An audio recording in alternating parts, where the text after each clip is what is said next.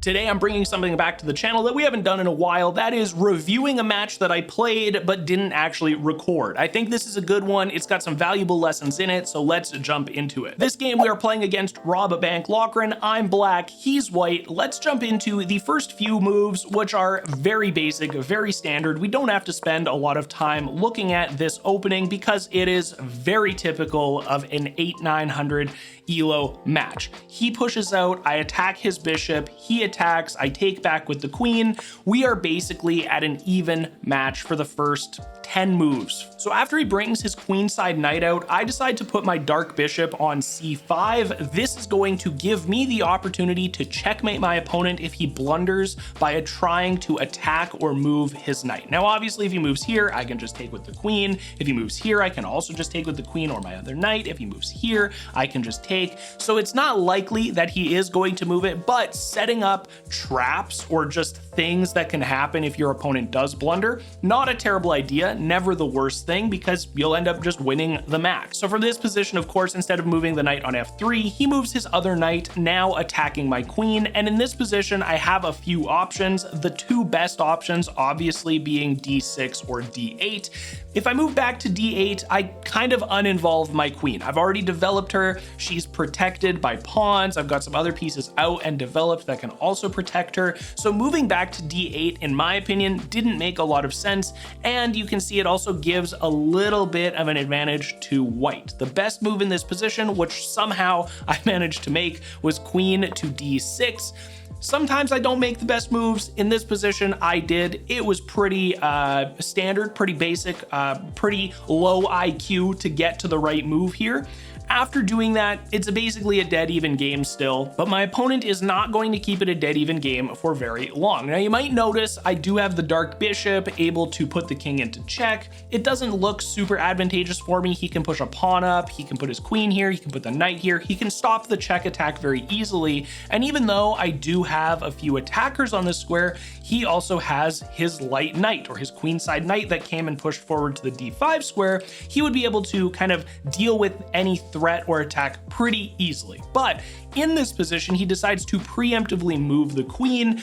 Defending that, it would allow me to put a pin here. If I dropped my bishop here, I am technically pinning the queen, but again, he could just take, I could take. He's not going to take this because he would lose the queen. That just simply is never going to happen in a chess match. So instead of doing anything and attacking, I just decided to castle my king. Keep my king safe, easy peasy, lemon squeezy. We don't want my king getting hurt or touched in any way that he doesn't want to.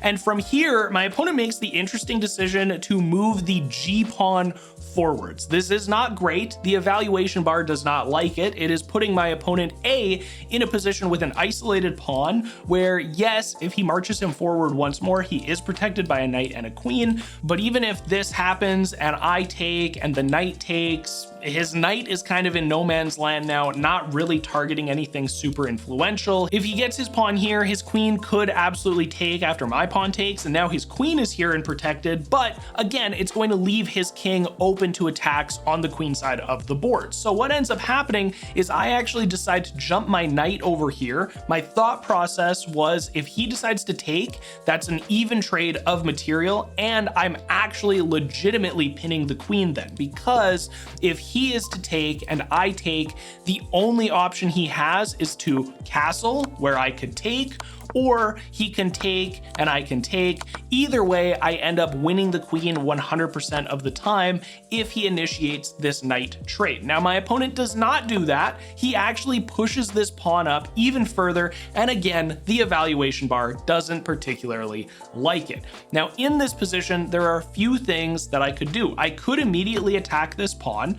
If I do that, it actually starts to favor white, so that's not a good idea. But what I can also do is actually take the knight as an even trade of material right away, and when he decides to take this, it is now a hanging pawn. I've got this hanging pawn, and even though this pawn is protected by the knight and the queen, I'm not super worried about it. Once I take this, I'm going to get rid of that knight threat. If he decides to take, I could just push my pawn forward instead of taking and opening up my king. So even though this position looks a little bit scary, it's actually not that bad. And the best move in this position for me would be queen to take d5. Now, I don't do that immediately. The reason I don't do that is because I wanted to see if his knight was going to move. Obviously, his knight can't move here. If he moves here, he's on the edge of the board. If he moves here, I'm going to take. But if he decided to take this pawn, well, now I can take this. And if he decides to march forward, I get to take back. So I didn't want to accidentally scare the knight away too quickly or too early. I also wanted to see if he was going to maybe try to push this pawn forward, which I could then take with the queen as opposed to taking and opening up. There was a few things going on in my head while I was in this position. What I ended up deciding to do was actually push my pawn from h6 to h5. The reason I did this, even though the evaluation bar didn't like it, is because I was scared and worried about taking this pawn and giving him the opportunity to get the queen involved, giving him the opportunity to get the knight involved. I didn't like that. I didn't like how it looked. The evaluation bar didn't like how that looked. And so I didn't want to just give him that trade. I push forward, and now he decides to push his pawn forward yet again. Now, with his pawn in this position, I do have a few options. I could immediately attack and threaten the knight so that if he decides to put me into check, I'm just going to take, and then I'm still threatening the knight. I've got an open file. Or even better, I can just immediately get rid of this threat, which is what I did. F takes g6. Now I control the open F file with my rook. I'm still threatening this hanging pawn, which cannot be saved unless for some reason he decided to double jump this pawn down on the C file. That is not what happens. He ends up throwing his rook on the G file. And again, the evaluation bar isn't liking this. Now, to look at this position on the board, you might think that it's even. You might think that white is even slightly favored with having the rook, the queen, and a knight pretty involved, pretty heavily targeting the king side of the board, but the evaluation bar doesn't lie, okay? Unless I make a big mistake here, things are looking pretty good for me. So I take the hanging pawn, which is easy to do, again, targeting the knight here, and he decides to defend his knight with the bishop. Now, this is where my giga brain energy starts to show, because what is 3 plus 3? 3 plus 3 is 6. 6 is a bigger number than 5. I am already at a material advantage of +2. So when I take and he takes and his bishop is hanging, I felt kind of goated. Okay, guys, I'm not gonna lie. I felt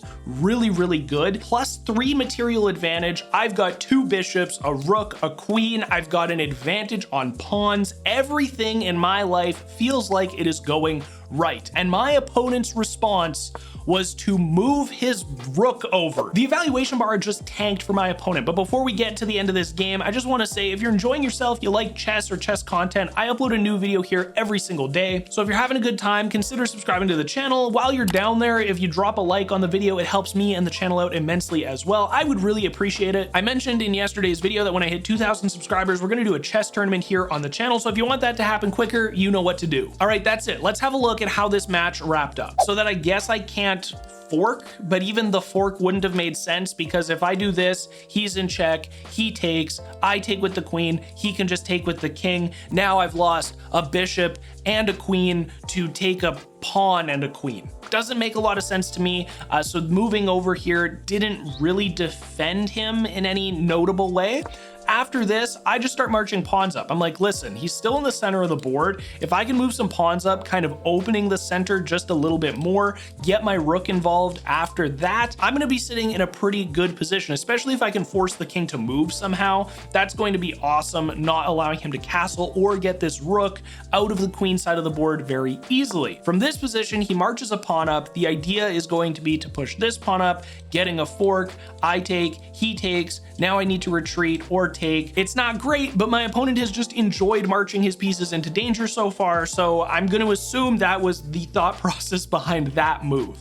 From here, I decide to target with my light bishop, attacking his rook yet again. Again, this is a great trade. If I'm able to take this, getting 5 material for 3 material, I'm still going to be up by 2. I'm going to be up a full rook at this point and a bishop. I guess I'm not going to be up a rook and a bishop. I'm just up a bishop, but I'm getting rid of a rook and his other rook is locked behind his king. So it feels very good. If I'm able to get this trade off, it just makes sense.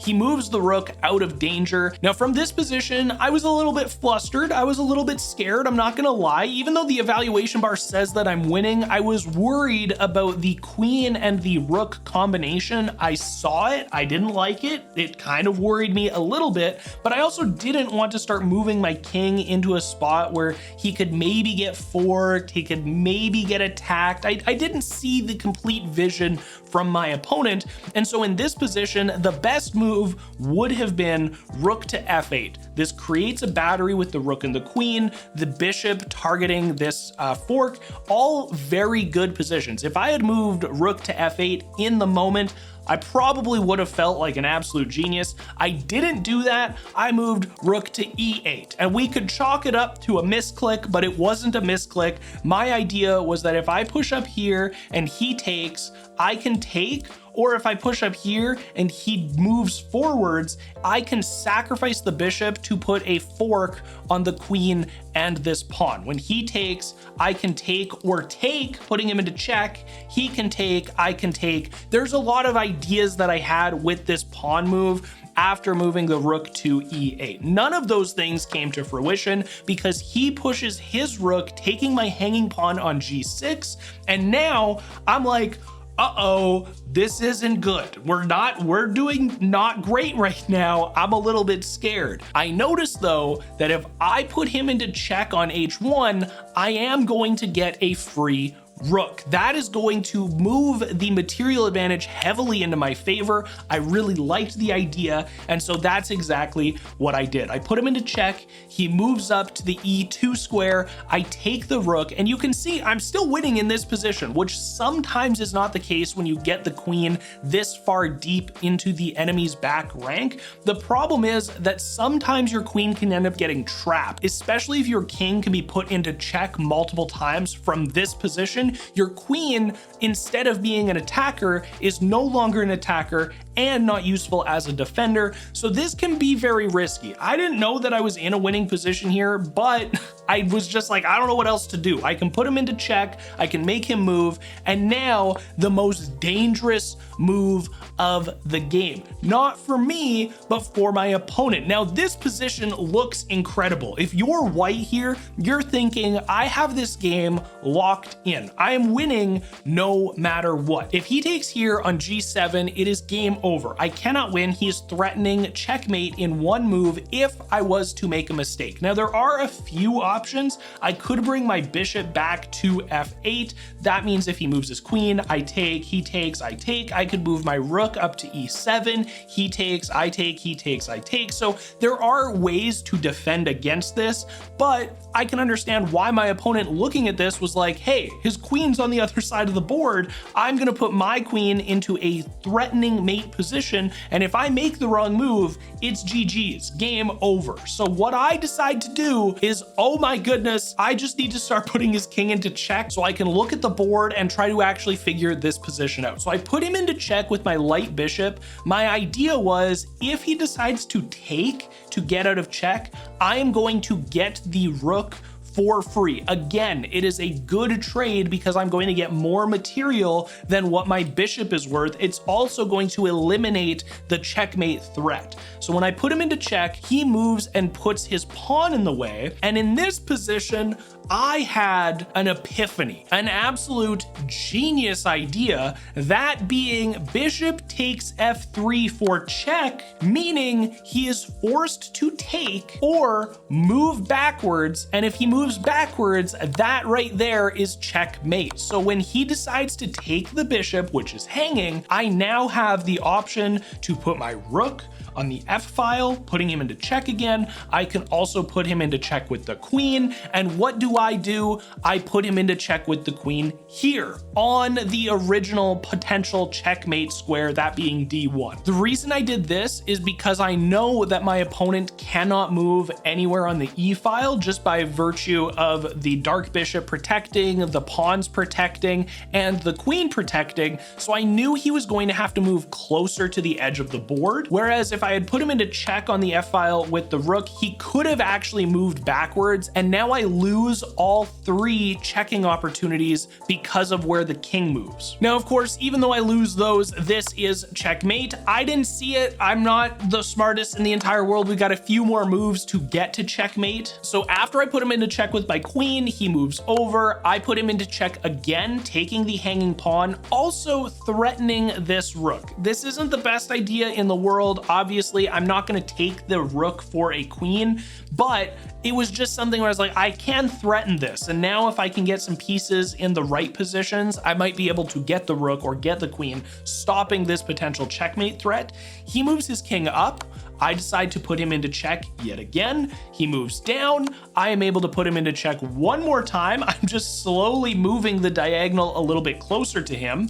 When he moves down, I now have the genius, the incredible bishop to F2, at which point my opponent resigned because the only outcome in this position is rook to defend, queen to G4 checkmate. What I found so interesting about this match and this game was the fact that I was very stressed out about this position, the queen and the rook threatening a checkmate position. And even though there were ways to deal with it, there were ways that I could have even forced checkmate a little bit sooner. I took my time, I evaluated the position, and I was able to find a way to force my opponent into a checkmate position. There's other things I could have done, like moving over to the B2 square. This means that my opponent has to move. I can then put him into check here. That's checkmate as well. So there was a lot of positions that my opponent was not in a good spot because there were no premium pieces around him to protect from all of these different angles